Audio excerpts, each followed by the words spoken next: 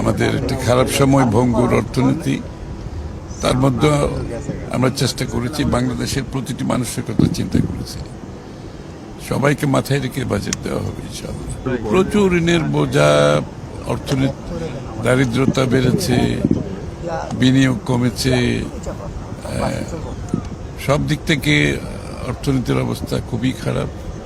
তো তারপরেও এই অবস্থার মধ্যে আমরা এসেছি, দায়িত্ব নিয়েছি সব।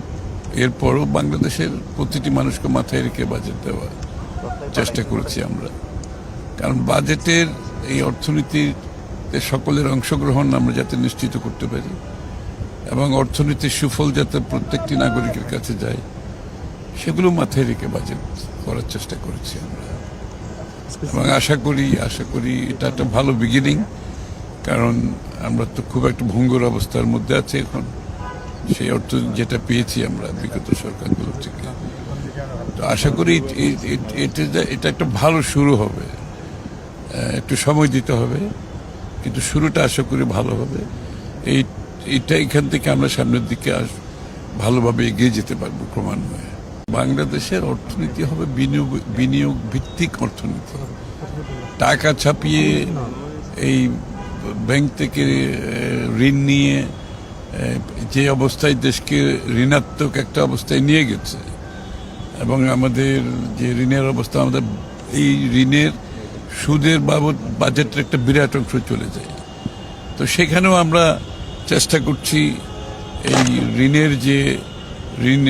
আমাদের বাংলাদেশকে যে ঋণ ডেটের মধ্যে একটা ট্র্যাপের মধ্যে চলে যাচ্ছিলাম, সেখান থেকে আগামী দিনে ফিরে আসার জন্য যে পাবলিক ফাইন্যান্স ম্যানেজমেন্ট দরকার, আমরা সেভাবেই করার চেষ্টা করছি, যাতে করে ক্রমান্বয়ে ঋণ উপর নির্ভর কম করে বিনিয়োগের উপর বেশি নির্ভর করতে হবে আমাদেরকে।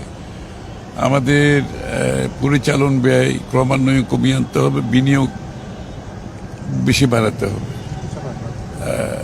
তো সুতরাং অর্থনীতিতে যে ডিস্টরশনগুলো বড় ধরনের হয়েছে, এগুলোকে আবার আমরা এখন রিভার্স করে একটা সঠিক ম্যাক্রো ইকোনমিক স্টেবিলিটি যাতে দেশে আসে, একটা ফাইন্যান্সিয়াল সেক্টরের ডিসিপ্লিন যাতে আসে, যার মাধ্যমে একটি সত্যিকার অর্থে যে অর্থনীতি বাংলাদেশের মানুষের,